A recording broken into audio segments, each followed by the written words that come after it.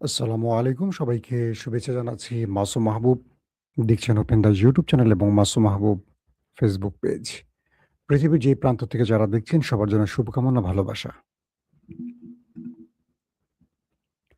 প্রিয় দর্শক, বেশ কিছু ব্রেকিং খবর আছে। আমি প্রতিটা খবর আপনাদেরকে আজকে মানে ১ম এ শিরোনাম, পরবর্তী একটু বিশ্লেষণ আকারে তুলে ধরার চেষ্টা করব। ১ম যে খবরটি সেটি হলো ২০টি বিমান ভর্তি করে ইরানে চীন কি পাঠালো? ২য় গুরুত্বপূর্ণ খবর, নর্থ কোরিয়া পৃথিবীকে চমকে দিয়ে ইরানকে এমন একটি সারপ্রাইজ প্রস্তাব দিল যেটা আমেরিকার বুকে কাঁপন ধরে গেছে। ৩ নাম্বার, তুরস্ক, পাকিস্তান, ইরানের যৌথ সামরিক বাহিনী গঠনের প্রস্তাব। পাশাপাশি ডোনাল্ড ট্রাম্প ইরানকে ২ টো পথ বেছে নিতে বলেছেন। ১, চুক্তি অথবা আত্মসমর্পণ। কোনটা করবে ইরান? এছাড়া আরো অনেকগুলো খবর থাকবে। প্রথমেই আমি আসি ডোনাল্ড ট্রাম্পের খবরটি দিয়ে। ডোনাল্ড ট্রাম্প ইরানকে যে প্রস্তাবটি দিয়েছেন, সেই প্রস্তাবে কি ছিল? সেটা আগে আপনাদের একটা নজর জানাবার চেষ্টা করছি। আপনারা শুনতে এবং দেখতে পাচ্ছেন, কোনো প্রবলেম হচ্ছে না তো? প্রবলেম হলে আমাকে একটু কমেন্ট করে জানাবেন। তো আমাদের ট্রাম্প কাকু বলছেন, ইরানের সামনে ২ টি পথ খোলা। ১, চুক্তিতে আসো। ২, আত্মসমর্পণ করো। এছাড়া আর কোনো পথ খোলা নেই। মার্কিন প্রেসিডেন্ট ডোনাল্ড ট্রাম্প বলছেন, আমরা না চাইলে ইরানের কাছে কিছুই পৌঁছায় না এবং একটি চুক্তি বা পূর্ণ আত্মসমর্পণ সম্পূর্ণ না হলে কিছুই পৌঁছাবে না। মানে পুরো ইরানকে একা করে ফেলবে, নিঃসঙ্গ করে ফেলবে এবং চারদিক থেকে ঘিরে ফেলবে, হয়তোবা এই কথাটি বা এই হুমকিটি দিচ্ছেন। এর আগে ট্রাম্প বলেছিলেন ইরানের সঙ্গে একটি চুক্তি আসন্ন এবং সোমবার আলোচনা শুরু হবে। কিন্তু এই ব্যাপারে ইরানের পররাষ্ট্র মন্ত্রণালয়ের মুখপাত্র ইসমাইল বাগাই বলেছেন, ওমানের সঙ্গে হরমুজ প্রণালীতে যে নতুন নৌপথ নিয়ে আলোচনা চলছে, সেটি হবে একটি একক পথ, যেখানে প্রবেশ ও প্রস্থানের জন্য আলাদা লেন থাকবে। যুক্তরাষ্ট্রের সঙ্গে আলোচনা প্রসঙ্গে বাঘাই বলেন, কোনো প্রতিনিধি দল গ্রহণ বা ইরানি প্রতিনিধি দল পাঠানোর পরিকল্পনা নেই। ইসরায়েলি আহ, মানে ইসরায়েলের জন্য আজকে আরেকটি দুঃসংবাদ আছে। তার আগে আমেরিকা যে ইরানকে নিয়ে কথাগুলো বলেছে যে আমাদের সাথে ইরানের আলোচনা চলছে, এটাকে নাকচ করে দিয়েছে ইরান। বলছে যে না, আমাদের সাথে কোনো প্রকার আলোচনা হচ্ছে না। অন্যদিকে ইসরায়েলি বাহিনী গাজায় ব্যাপক বোমাবর্ষণ করার ফলে ২৪ ঘন্টায় অন্তত ১৯ জন ফিলিস্তিনি নিহত হওয়ার খবর পাওয়া গেছে এবং হামাসের পক্ষ থেকে আল জাজিরাকে জানানো হয়েছে যে শান্তি বোর্ড এবং আন্তর্জাতিক স্থিতিশীলতা বাহিনী চুক্তিতে জড়িত মধ্যস্থতাকারীদের কাছে তারা বলছে যে তারা ইসরায়েলকে একটি পূর্ণাঙ্গ যুদ্ধবিরতি বাস্তবায়নে বাধ্য করে। মানে পিস কমিটি আগে যেমন ছিল, এখন শান্তি বোর্ড, তারা দুপক্ষকে শান্ত থাকতে বলছে, কিন্তু এক পক্ষ অ্যাটাক করে মানুষ মারছে, আরেক পক্ষ মার খাচ্ছে। এটা কেমন বিচার আমার মাথায় কাজ করছে না। দর্শক,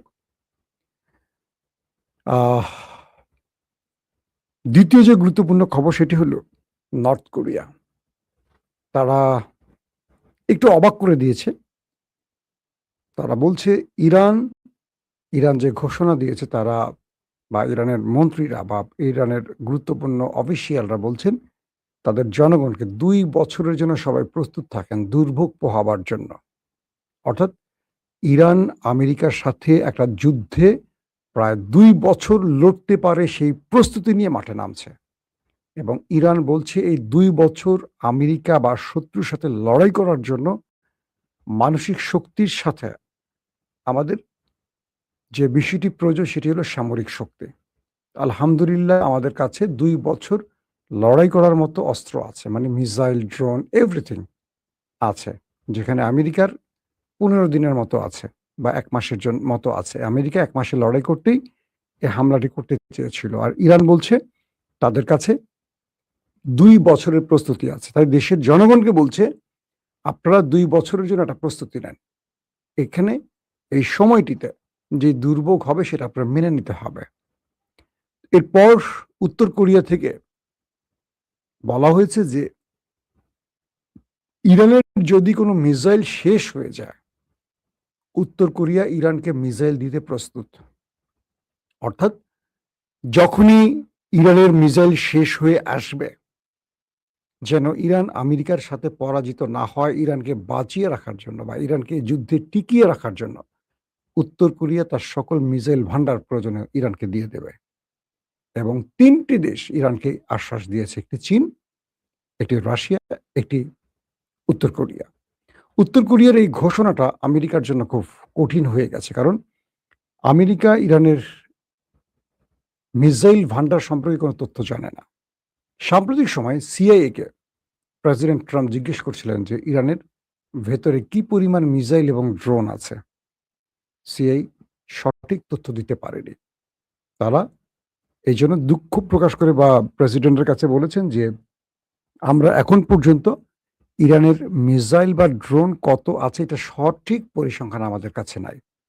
কারণ ইরান, আমাদের যে তথ্য ছিল সেই তথ্যের বাইরেও ইরানের কাছে বিশাল, বিশাল মিসাইল ভান্ডার রয়েছে, যেটা মার্কিন কোনো তথ্যে হিসেবে নাই। পাশাপাশি মোসাদ প্রধানকে তার দেশটির অর্থাৎ নেতানিয়াহুর পক্ষ থেকে একটু শাসানো হয়েছে, এমন কিছু তথ্য আরবের আউটলেটে আসছে। সেটা কি? মোসাদের প্রধানকে বলা হয়েছিল, সিআইএ প্রধানকে বলা হয়েছিল মুস্তফা খামেনির অবস্থানটা দ্রুত জেনে ব্যবস্থা নিতে। কিন্তু অবাক কর বিষয় হলো, এখন পর্যন্ত মুস্তফা খামেনির কোনো অবস্থান এই দুটো শক্তিশালী উন্নত প্রযুক্তির দেশ ইসরায়েল এবং আমেরিকা কোনো তথ্য উপাত্ত বের করতে পারেনি যে মুস্তফা খামেনি কোথায় আছে, আদৌ বেঁচে আছে না মরে গেছে বা কোথায় আছে। তো মোসাদ্দের পক্ষ থেকে বলা হয়েছে মুস্তফা খামেনি যেখানে আছে কোনো টেকনোলজি সেখানে নাই, নাই মোবাইল, নাই ল্যাপটপ, নাই টিভি, অর্থাৎ সকল কিছু থেকে তিনি নিজেকে সরিয়ে রেখেছেন। কারণ যে কোনো ডিভাইস থেকে তাকে শনাক্ত করার কাজটি আমরা করব, সেই ডিভাইসের তার কাছে ডও নাই, কোনো ইলেকট্রনিক্স ডিভাইস তার কাছে নাই। এবং তিনি নিজেকে এমনভাবে রাখছেন যে তিনি নির্দিষ্ট কয়েকজন লোকের মধ্যে সীমাবদ্ধ থাকেন এবং তার সাথে যাদের আসা যাওয়া বা আনাগোনা তাদের সম্পর্কেও ইরানের গুরুত্বপূর্ণ অফিসিয়ালরা জানেন না যে তিনি তার কাছে কারা কারা যান বা কি। কারণ এর আগেও আলী খামেনি হত্যার পর ইরানের গুরুত্বপূর্ণ সামরিক অফিসার, গোয়েন্দা প্রধান, বিমান বাহিনী, নৌবাহিনী যে বাহিনীগুলো আছে তাদের প্রত্যেকটা প্রধানই আক্রান্ত হয়েছে, অনেকে মারাও গেছে। এরপর আইআরজিসি তার লিডার মুস্তফা খামেনিকে একেবারে সেফ পয়েন্টে নিয়ে গেছে, যেখান থেকে তার অবস্থান আমেরিকা এবং ইসরায়েল, মোসাদ এবং সিআইএ কোনো তথ্য নিতে পারছেন না।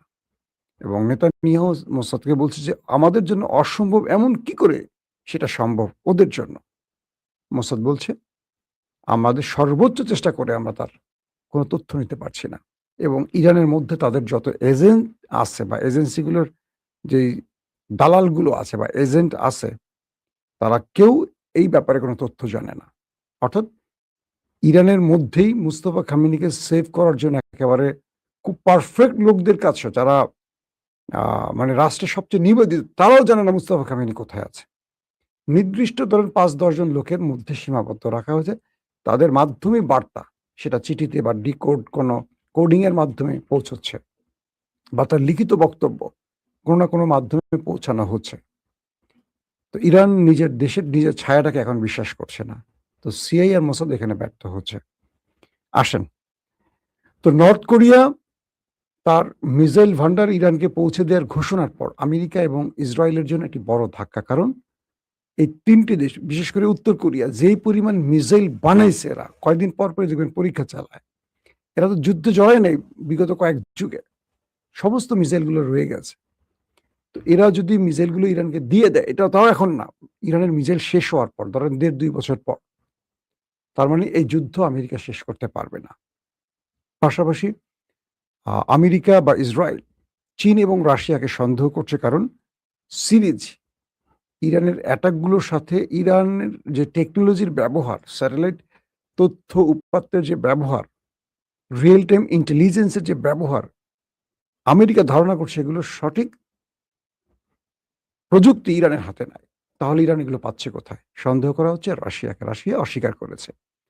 এরই মধ্যে মিডল ইস্টের এবং পশ্চিমা দুনিয়ার বেশ কয়েকটি গণমাধ্যম দাবি করেছে 20টি বিমান ভর্তি অস্ত্র এসছে চীন থেকে ইরানে। আকাশ প্রতিরক্ষা, যুদ্ধ বিমান এবং মিসাইল তৈরির কাঁচামাল। এরকম 20টি বিমান ভর্তি করে ইরানে প্রবেশ করেছে চীন থেকে অস্ত্রের জাহাজ। এই খবরটি বেশ কয়েকটি গণমাধ্যমে প্রচার হয়েছে, আপনারা তো দেখেছেন। এই খবরে আমেরিকা ইসরায়েলের কাঁপন আরো ধরে গেছে যে কি দিচ্ছে চীন। আবার চীনকে জিজ্ঞেস করলে চীন বলবে না তো আমাদের পরিবহন হয়তো বিমান গেছে আলু, পটল, ঝিঙ্গা, হ্যাঁ, দু একটার মধ্যে রাশেদ, দু একটার মধ্যে নুরু থাকতে পারে, মানে এগুলো তো পচা মাল, মাল হিসেবে বিক্রি হয়। রনি থাকতে পারে, কিম্বুত কিমাকার রনি, তো এরকম। আমি রাশেদের একটা নতুন নাম দিয়েছি, রাজনৈতিক দিলদার। আপনারা দেখবেন যে আওয়ামী লীগের একজন ছিল হাসাও মাহমুদ। প্রতিদিন হাসান মাহমুদের সাথে আমার একটা মজার স্মৃতি আছে। তিনি যখন মন্ত্রী ছিলেন না, লং টাইম ইটিভিতে বসে থাকতেন। ইটিভির যে নিউজ প্রধান ছিলেন আমাদের বড় ভাই, আল্লাহ তাকে বেহেশতে নসিব করুক, মারা গেছেন সাম্প্রতিক কয়েক মাস আগে, ইব্রাহিম আজাদ ভাই। তার সাথে হাসান মাহমুদের খুব ভালো সম্পর্ক, দুজনই চিটাগাংয়ের লোক। তো আমার রুমটা আর আজাদ ভাইদের রুমটা পাশাপাশি ছিল। হাসান মাহমুদ প্রায় এসে বসে থাকতেন ইটিভিতে, তখন তিনি মন্ত্রী না। আমরা লং টাইম আড্ডা মারতাম, চা খেতাম, মজা করতাম। হাসান মাহমুদের সাথে খুব পার্সোনালি রিলেশন খুব ভালো ছিল আমাদের। তো ম্যাক্সিমামে আমাদের টিভিতে টকশো করতো, টকশো ছাড়াও এসে বসে থাকতো। কোনো কাজ না, কি করবে? রাজনীতির লোকদের তো ধাঁধাটা হলো, রাজনীতিটাই হলো তাদের ব্যবসা। তো সে হাসান মাহমুদ প্রতিদিন এমন মিথ্যা বলতো, এমন কথা বলতো, যে কথার জন্য মানুষ তাকে হাসাও মাহমুদ নাম দিচ্ছে। তো একদিন আমি হাসান মাহমুদ সাহেবকে জিজ্ঞাসা করলাম মন্ত্রী হওয়ার পরে, যে আপনি যে এরকম ব্যাকওয়ার্ড কথাগুলো বলেন, আপনার কি খারাপ লাগে না? এটাই রাজনীতি, এটাই আমার নেত্রী চায়, এবং এই কথার জন্য আমি মন্ত্রী হয়েছি। মানে ভয়ঙ্কর না বিষয়টা? একটা সভ্য দেশে কি অসভ্য টাইপের কথাবার্তা, মিথ্যা কথা, কুৎসিত কথার জন্য মন্ত্রী হয়? আজকে বিএনপির এরকম একটা লোক নিয়োগ দিছে, রাশেদ, গণ অধিকারের পেট মোটা রাশেদ। মানে এটা রাজনীতিবিদ। চিন্তা করেন, একটা দল বিএনপি, যার রাজনৈতিক উপদেষ্টা হয় গণ অধিকারের একটা 2 টাকার লোক, যে যাকে টাকা দিলে বিক্রি হয়ে যায়। আমি হাসি যে আল্লাহ, তুমি বিএনপির এত বিপদে ফেলাইছো যে বাইরের লোক ভাড়া করতে হয়, দলটা যোগ্য লোক নাই। এই রাজনৈতিক দিলদার দেখবেন এখন এক একদিন একটা বলে। হাসনাত সার্জিসের কোনো অবদান নাই, এর আওয়ামী লীগের লোক ছিল। গণ অভ্যুত্থানে নাকি এদের কোনো অবদান নাই, সব অবদান রাশেদের। মানে এই লোকগুলোকে বিএনপি নিয়ে আসছে কেন? এদেরকে পচানো শেষ হয়ে যাবে, আর বিরোধী দলকে বিরক্ত করার জন্য, মানে ঘৃণাটার জন্য বিএনপির প্রতি না আসে, সবার জন্য রাশেদের ঘৃণা করে। যেমন ইনু মেননদের মানুষ ঘৃণা করতো না, এরকম রাশেদের কথা হলো আমাকে ঘৃণা করুক, যাই করুক, আমি তো 2 টাকা পাচ্ছি, আমার তো 2 টাকা দরকার। ফকিনের বলা 2 টাকা পেলে যেমন খুশি হয়, এরকম।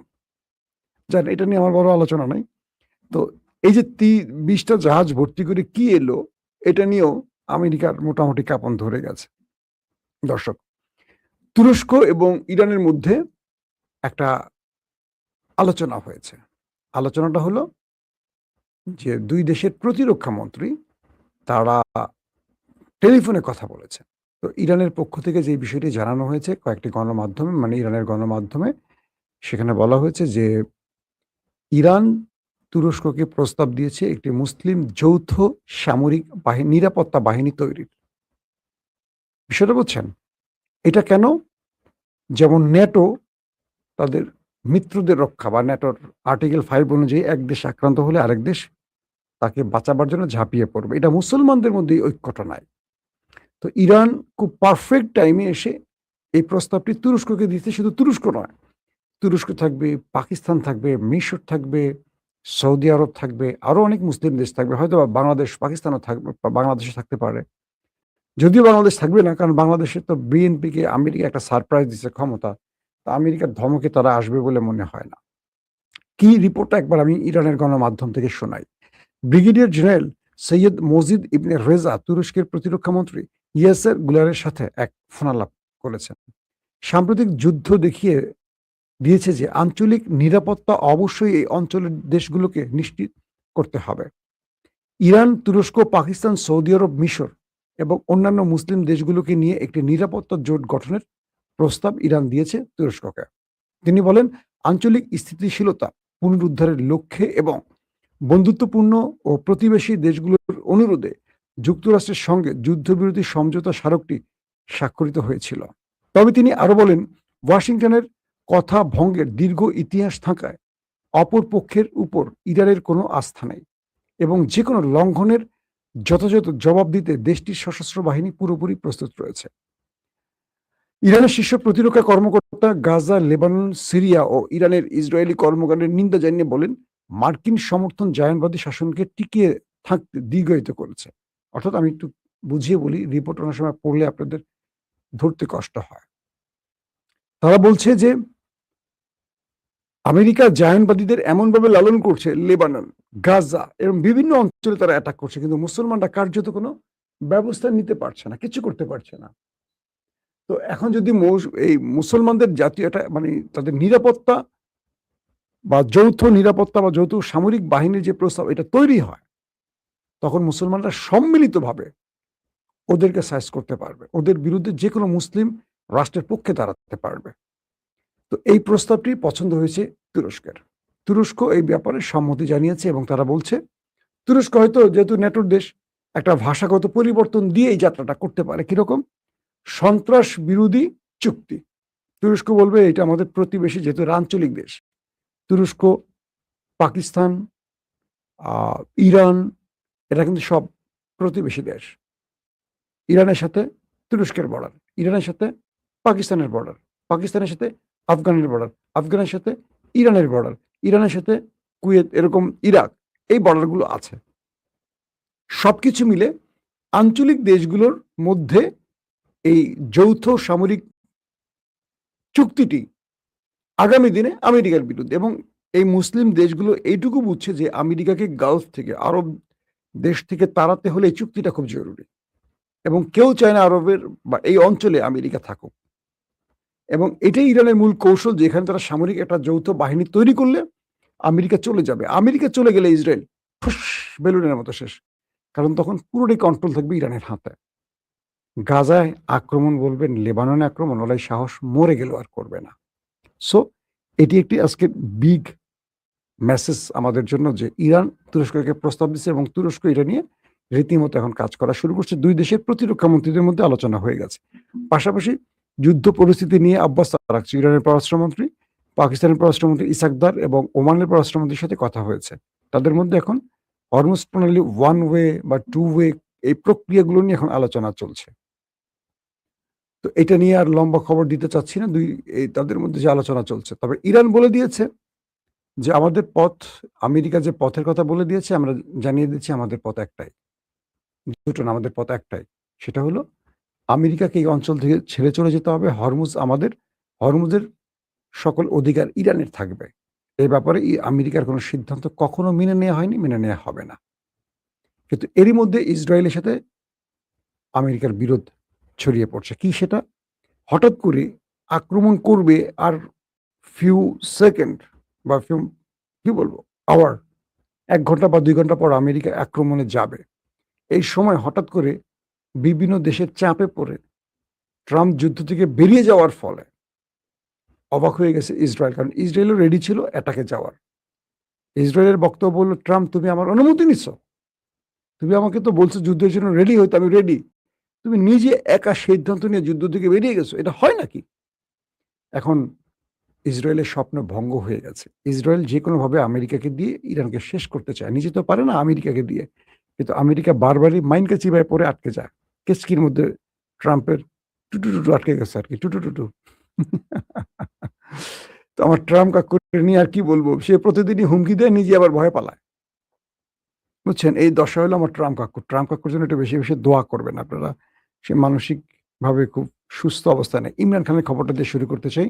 আজকে মধ্যপ্রাচ্য কি বলে যুক্তরাজ্যের কয়েকটি গণমাধ্যম দাবি করছে তারা, যে অবজারভার সহ আরো কয়েকটি গণমাধ্যম, যে তৃতীয় একটি আলোচনা বা লবিং গ্রুপ কাজ করছে আন্তর্জাতিকভাবে ইমরান খানের মুক্তির বিষয়ে আলোচনার জন্য। ইমরান খান প্রায় ৩ বছর জেলে আছেন। তিনি ২০১৮ থেকে ২২ পর্যন্ত ক্ষমতায় ছিলেন। তারপর তাকে জেলে নেয়ার পর এখন পর্যন্ত স্টিল ৩ বছর তার জেলখানায় থাকা হয়ে গেছে এবং তার বিরুদ্ধে যে অভিযোগে জেলখানায় নেওয়া হয়েছে, দুর্নীতির অভিযোগ। যে পাকিস্তানের তিনিই একমাত্র লোক যার বিরুদ্ধে ৳১ দুর্নীতির প্রমাণ হয়নি ক্ষমতা ছাড়ার পর। শুধু তাকে জেলে ঢোকানোর জন্য পাক সেনাবাহিনী তার বিরুদ্ধে কিছু ফেক মামলা করছে। যেমন বাংলাদেশে সবচেয়ে বড় চোরেরা মামলা করে। দেখবেন সবচেয়ে বড় চোরেরা ক্ষমতায় বসে চোরেরাই আবার মামলা করে। কাদের বিরুদ্ধে? যারা নিরপরাধ মানুষ। তো বাংলাদেশ এবং পাকিস্তানের রাজনীতির টাইপটা প্রায় একরকম। তো বলা হচ্ছে যে ইমরান খানের জন্য আলোচনা চলছে কারণ তার শারীরিক অবস্থা খুবই খারাপ। তার পরিবারের সাথে তার কোনো যোগাযোগ নাই। না সন্তান, না বোন, না কারো সাথে। এবং তাকে একটা অন্ধকার ঘরে রাখা হয়েছে। জুলফি বুখারী তার আন্তর্জাতিক সম্পাদক, তিনি দাবি করছেন যে তাকে দ্রুত মানবিক কারণে হলেও তাকে বাঁচানোর জন্য হলেও মুক্তি দেয়া খুব জরুরি। কিন্তু আসিফ মনির তাকে নিয়ে ভয় পাচ্ছেন। কারণ এখন পর্যন্ত তাকে জেলে নেয়ার পর পাকিস্তান স্বাভাবিক হতে পারেনি। পাকিস্তানের রাজনীতি অস্থিতিশীল অবস্থার মধ্যে আছে। অর্থনীতির ১২টা বেজে গেছে। প্রতিটা জায়গায় পাকিস্তান এক অসন্তোষ আগ্নেয়গিরির মধ্যে আছে। আসিফ মনির তাকে বের করলে তাকে সামাল দিতে পারবেন কিনা এই টেনশনে আছে। কিন্তু সবার ঊর্ধ্বে হলো কাফতানের জীবন। কয়েদি নাম্বার ৮০৪ এর জীবন যদি না রক্ষা হয় এবং আল্লাহ না করুক কোনো কারণে তিনি জেলে যদি মারা যান, আসিফ মনির এই দেশ সামলাতে পারবেন না। হাজার, হাজার মানুষের প্রাণ চলে যাওয়ার সংখ্যা রয়েছে। তো যুক্তরাজ্যের গণমাধ্যমগুলো যে দাবিটি করছে, শিগগিরই ইমরান খান মুক্তি পেতে পারেন এমন আলোচনা চলছে ভেতরে, ভেতরে। আমরাও আশা রাখতে চাই যেন এমন কিছু একটা ঘটে। নতুবা পাকিস্তান যে অবস্থা চলছে, এই অবস্থাটা আসলে বেশিদিন চলতে দিলে এই মুসলিম রাষ্ট্রটা ধ্বংস হয়ে যাবে। আল্লাহ হাফেজ।